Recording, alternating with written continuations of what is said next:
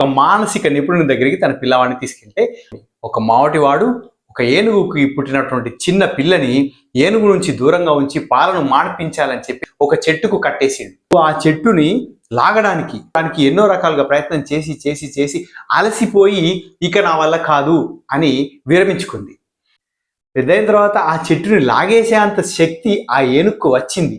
కానీ నేను చాలా ఏళ్ళ నుంచి ఈ చెట్టును లాగే ప్రయత్నం చేశాను, ఇది రాలేదు, నేను తప్పించుకోలేను, కాబట్టి ఇప్పుడు లాగే ప్రయోజనం లేదు అని స్థిరపడిపోయి ఆ చెట్టును లాగే ప్రయత్నం ఎప్పటికీ చేయలేదు.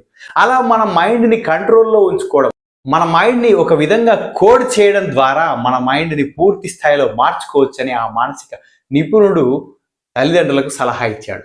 మీరే చెప్పండి, చిన్నపిల్లలని ఇలా బంధించి భయపెట్టి మార్చడం సాధ్యమేనా? ఎలా చేస్తే పిల్లలు మారతారో కామెంట్ బాక్స్లో తెలియజేయండి.